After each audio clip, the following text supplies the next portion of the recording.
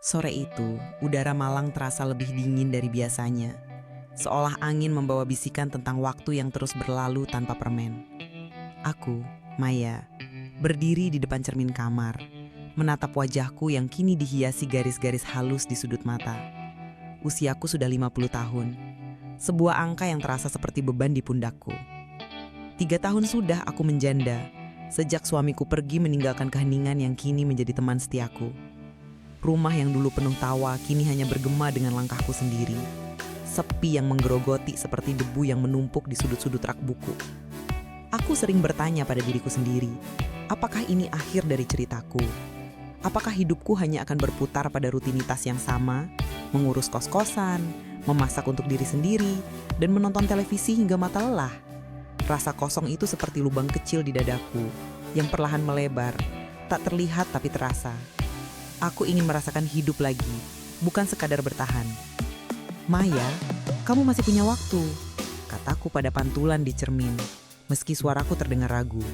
Aku tahu aku harus melakukan sesuatu, apa saja, untuk mengisi kekosongan ini sebelum ia menelanku bulat-bulat. Keputusan untuk kembali ke gym bukanlah sesuatu yang muncul begitu saja. Aku ingat malam itu, saat aku duduk di sofa dengan secangkir teh yang sudah dingin, menatap foto lama keluargaku. Aku melihat diriku di foto itu, lebih muda, lebih ramping, dengan senyum yang penuh harap. Aku ingin merasakan energi itu lagi, bukan hanya untuk tubuhku, tapi untuk jiwaku yang terasa layu.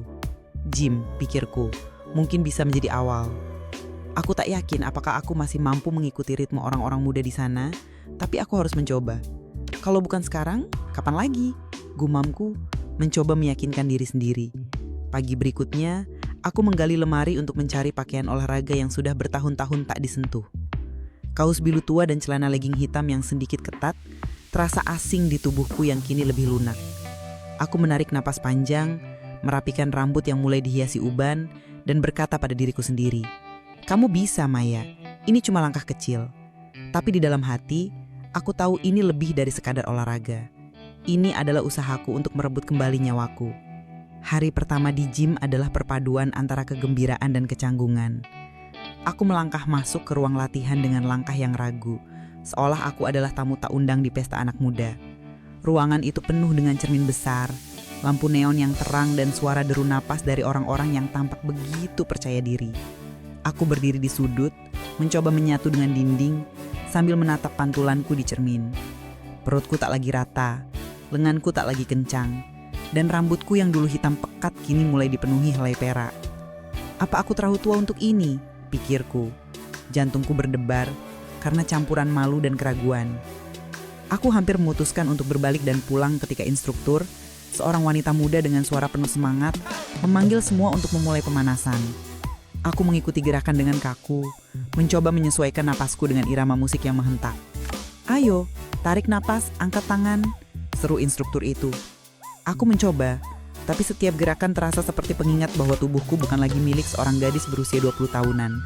Aku merasa seperti ikan yang tersesat di daratan, canggung dan tak pada tempatnya. Di tengah kekacauan pikiranku, mataku menangkap sosok di seberang ruangan. Seorang pria, mungkin usianya sekitar 30-an, sedang memasang matras dengan gerakan yang tenang tapi tegas. Tubuhnya tegap, kaos ketatnya menonjolkan otot-otot yang terlatih, dan ada sedikit peluh yang menempel di pelipisnya, membuatnya terlihat begitu hidup. Aku tak bermaksud menatap, tapi entah kenapa aku tak bisa mengalihkan pandanganku. Lalu matanya bertemu dengan mataku. Bukan tatapan yang menghakimi atau penuh rasa kasihan, tapi hangat, seperti sinar matahari yang menyelinap di sela awan. Dia tersenyum kecil, dan aku merasa pipiku memanas. "Bodoh sekali, Maya. Kamu bukan anak sekolah lagi," kataku dalam hati. Tapi senyum itu, sederhana namun penuh makna, membuatku merasa dilihat. Bukan sebagai janda berusia 50 tahun, tapi sebagai seorang perempuan. Aku buru-buru mengalihkan pandanganku, fokus pada gerakan peregangan yang dipandu instruktur. Tapi jantungku tak mau diam, berdebar seperti drum yang tak kukenali lagi. Kelas berlangsung dengan susah payah. Aku ngos-ngosan hanya dalam 5 menit. Otot-ototku yang lama tak digunakan protes dengan setiap gerakan. Tapi di sela kekacauan itu, pria itu yang kemudian ku tahu bernama Reza, dari obrolan singkat dengan instruktur, berjalan mendekat. Aku panik sejenak. Lututku terasa lemas, bukan karena latihan, tapi karena kehadirannya yang tiba-tiba. Dia menunduk sedikit, suaranya rendah dan lembut.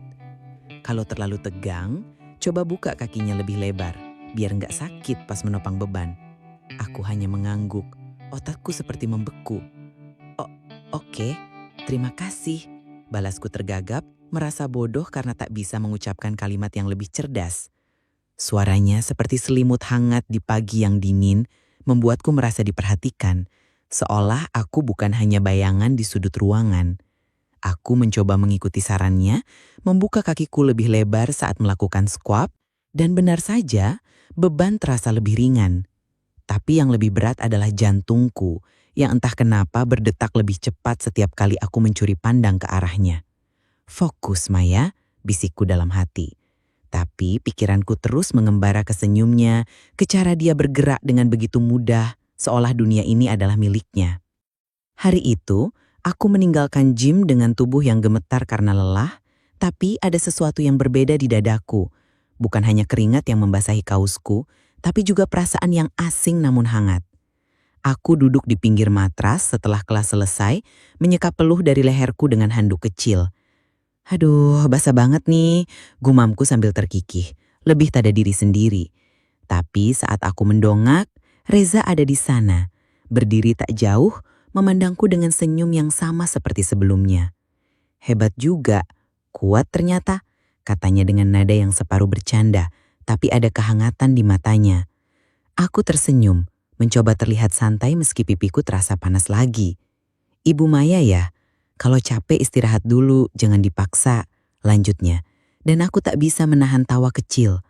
"Panggil Maya aja, biar aku lupa umurku," candaku. Dan dia tertawa, suaranya dalam dan menyenangkan. Saat aku berjalan keluar dari gym, aku merasa langkahku lebih ringan. Bukan karena latihan, tapi karena perasaan bahwa mungkin, hanya mungkin, aku masih bisa merasakan sesuatu yang baru. Malam itu, aku terbaring di ranjang menatap langit-langit kamar yang gelap. Pikiranku kembali ke gym, ke Riza, ke senyumnya yang sederhana namun mengganggu. Aku tahu ini konyol. Aku bukan gadis remaja yang baru jatuh cinta, tapi ada sesuatu dalam dirinya yang membuatku ingin kembali ke gym esok hari. Bukan hanya untuk olahraga, tapi untuk merasakan lagi kehangatan itu. "Jangan bodoh, Maya," kataku pada diriku sendiri. "Dia cuma ramah, itu saja." Tapi di sudut hatiku ada bisikan kecil yang berkata bahwa mungkin ini adalah awal dari sesuatu yang tak pernah kubayangkan akan datang di usia ini. Aku menutup mata, mencoba tidur, tapi wajah Reza terus muncul bersama dengan pertanyaan, apakah aku berani membuka hati lagi setelah semua yang telah kulalui? Kelas gym kedua terasa seperti melangkah ke medan perang yang asing, tapi ada semangat baru di dadaku yang sulit dijelaskan. Aku, Maya, berdiri di sudut ruang latihan, menarik nafas dalam-dalam sambil mencoba menenangkan debar jantungku yang tak hanya dipicu oleh antisipasi olahraga, tapi juga oleh bayangan Reza yang tak pernah benar-benar meninggalkan pikiranku sejak hari pertama. Aku memilih kelas body combat, sesuatu yang sama sekali di luar zona nyamanku, gerakan cepat, tendangan, dan pukulan ke udara yang seolah menantang setiap otot di tubuhku yang sudah lama tak dilatih. Musik menghentak memenuhi ruangan dan instruktur, seorang pria berenergi tinggi, berteriak, "Ayo Maya, pukul lebih keras." Aku mencoba mengikuti, tapi langkahku sering tertinggal, nafasku tersengal, dan keringat sudah mulai membanjiri pelipisku. Tubuhku terasa seperti mesin tua yang dipaksa berlari, dan aku hampir menyerah, berpikir, ini bukan untukku, aku terlalu tua untuk ini. Tapi kemudian, di tengah kekacauan itu, aku melihat Reza di sisi ruangan. Kaosnya yang ketat membalut tubuhnya dengan sempurna. Rambutnya sedikit basah oleh keringat dari sesi sebelumnya. Dia menoleh ke arahku, mengangguk singkat dengan senyum kecil, dan tiba-tiba aku merasa ada alasan untuk terus bergerak, meski kakiku gemetar. Aku mencoba fokus pada gerakan, meniru tendangan dan pukulan yang dipandu instruktur. Tapi tubuhku memberontak. Setiap gerakan terasa seperti mengangkat beban dunia dan aku mulai merasa seperti kain usang yang robek di ujung-ujungnya. Di tengah kelelahan itu, Reza melangkah mendekat. Langkahnya ringan namun penuh tujuan. Jantungku melonjak, bukan karena latihan, tapi karena kehadirannya yang tiba-tiba terasa begitu dekat. "Maya, turunin bahumu sedikit," katanya dengan suara rendah, hampir seperti bisikan di tengah dentuman musik.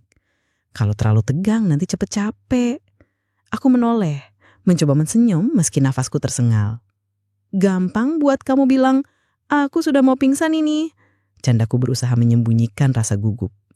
Dia tertawa, matanya berbinar dengan cara yang membuatku lupa sejenak bahwa aku sedang berjuang melawan tubuhku sendiri. "Kamu kuat, Maya. Cuma perlu sedikit rileks."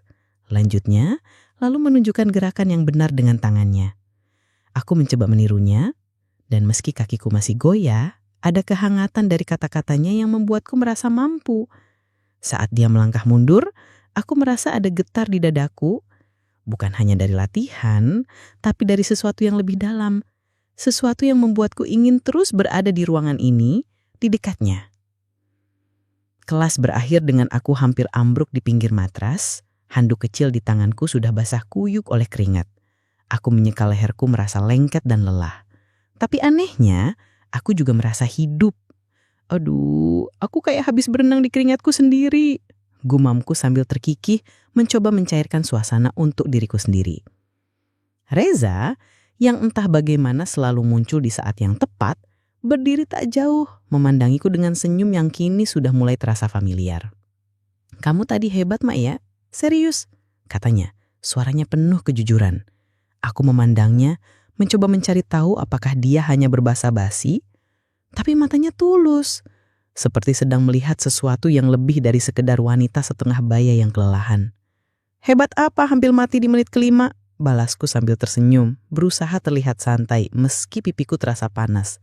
Dia tertawa, lalu duduk di sampingku, jaraknya cukup dekat hingga aku bisa merasakan sisa panas dari tubuhnya.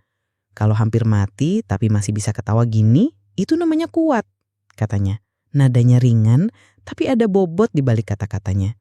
Aku tak tahu harus menjawab apa, hanya mengangguk, merasakan jantungku berdetak lebih cepat, bukan karena latihan, tapi karena kehadirannya yang membuatku merasa dilihat. Kebiasaan itu mulai terbentuk tanpa aku sadari. Setiap kali kelas selesai, aku akan duduk di pinggir matras, menyeka keringat sambil mencoba menenangkan nafas. Dan Reza, entah bagaimana, selalu menemukan caranya untuk berada di dekatku. Kami mulai mengobrol, obrolan ringan tentang latihan, tentang cuaca malam yang dingin, atau tentang betapa aku selalu ketinggalan ritme di kelas. "Kamu harusnya ikut kelas dansa, Maya, biar lebih santai," katanya suatu sore sambil menyandarkan punggungnya ke dinding studio. Aku memutar bola mata, pura-pura kesal. "Dansa? Aku takut bikin malu seluruh ruangan," balasku. Tapi dia hanya tertawa, suaranya dalam dan menenangkan. "Kalau kamu yang dansa, aku yakin semua orang malah berhenti buat lihat," katanya, dan ada sesuatu di nadanya yang membuatku menahan napas.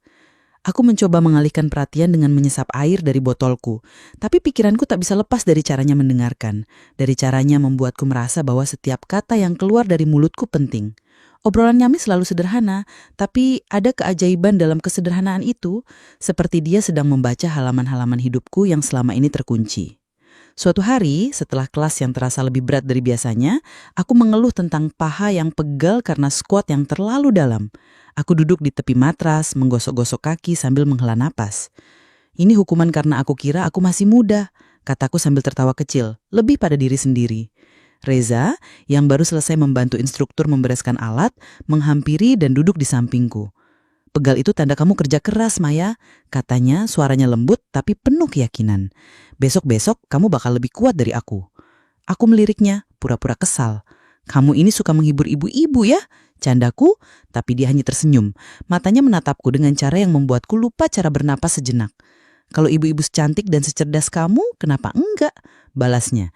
Nadanya ringan, tapi kata-katanya seperti panah yang mengenai sasaran tepat di dadaku. Aku terdiam, bukan karena malu. Aku sudah terlalu tua untuk itu. Tapi kata-katanya terasa seperti menyentuh sesuatu yang lama tak kurasakan.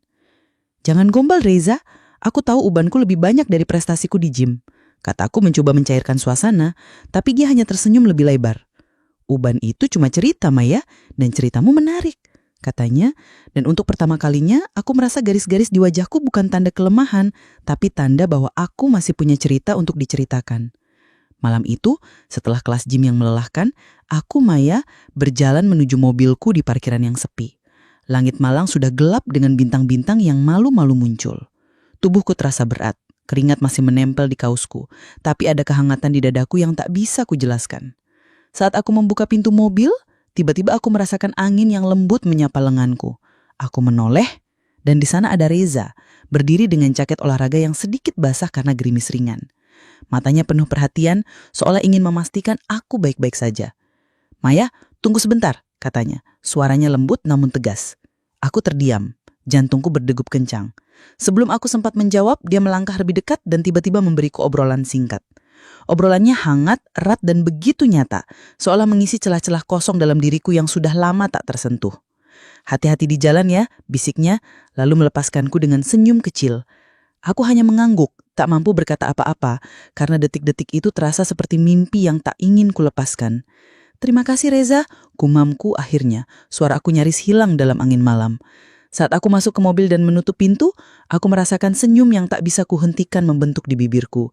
Sebuah rasa manis yang mengendap di hati, seperti bunga yang tiba-tiba mekar di musim yang salah. Hujan turun deras beberapa hari kemudian, mengisi udara dengan aroma tanah basah yang menenangkan. Aku sedang duduk di ruang tamu, memandang keluar jendela dengan secangkir teh hangat di tangan, mencoba menikmati ketenangan yang jarang kurasakan. Tiba-tiba, bel pintu berbunyi, mengagetkanku. Aku berjalan ke pintu, dan di sana berdiri Reza. Jaketnya basah kuyup, memegang kantong plastik yang mengeluarkan aroma menggoda. "Sup pedas buat malam yang dingin," katanya dengan senyum lebar, mengibaskan air dari rambutnya. Aku terkejut, tak menyangka dia akan datang tanpa pemberitahuan. "Reza, kamu gak perlu repot-repot begini," kataku. Tapi dia hanya menggeleng sambil melangkah masuk. "Ini bukan repot, Maya. Ini cuma alasan buat lihat kamu," balasnya. Nadanya santai, tapi matanya penuh kejujuran. Aku merasa pipiku memanas, dan aku buru-buru mengalihkan perhatian dengan mengambil mangkuk untuk sup itu. Kami duduk di sofa. Aroma pedas sup mengisi ruangan, dan obrolan kami mengalir ringan. Tentang gym, tentang hujan, tentang hal-hal kecil yang entah kenapa terasa begitu berarti. "Kamu suka pedas kan? Aku tebak dari caramu nendang di kelas kombat," candanya, dan aku tertawa merasa seperti gadis yang baru saja dilirik seseorang. "Nendangku lelet, Reza, jangan bohong," balasku, tapi dia hanya tersenyum, matanya menatapku dengan cara yang membuat jantungku melompat. Obrolan kami perlahan mereda, digantikan oleh keheningan yang anehnya tak canggung, tapi penuh dengan ketegangan yang hangat. Aku menoleh ke arahnya, dan matanya menangkap mataku dalam penuh makna yang tak terucapkan. "Riza, kenapa kamu selalu baik sama aku?" tanyaku tiba-tiba. Suaraku hampir bergetar karena keberanian yang kupaksakan. Dia mencondongkan tubuh sedikit, jarak kami semakin hangat, dan dengan suara pelan dia menjawab, "Karena kamu nyapa, Maya. Kamu gak pura-pura dan aku suka itu." Kata-katanya sederhana, tapi seperti angin yang membelai wajahku, lembut namun meninggalkan jejak. Aku merasakan napasku tersendat. Tanganku menggenggam cangkir teh lebih erat untuk menutupi gemetar. Dia mengulurkan tangan, mengambil bagian produktivitas dariku, jarinya hangat di sisi cangkir tehku. "Kamu gak perlu takut apa-apa, Maya," katanya seperti bisikan yang hanya untukku. Aku tak bisa menjawab, hanya menatapnya, merasakan detak jantungku yang semakin keras, seolah hujan di luar ikut mengiringi momen itu. Malam itu, kami tak mengucapkan banyak kata lagi, tapi tatapan kami berbicara lebih banyak dari yang bisa diucapkan. Dan aku tahu, sesuatu sedang tumbuh di antara kami, sesuatu yang tak bisa kuhindari. Keheningan rumahku yang biasanya menenangkan, kini terasa berbeda setelah Reza pulang malam itu. Aku duduk sendirian, menatap cermin di ruang depan, tempat aku sering memeriksa diriku setelah latihan. Rambutku yang dipenuhi uban, garis-garis di wajahku, tubuhku yang tak lagi ramping, semuanya mengingatkanku pada waktu yang telah berlalu.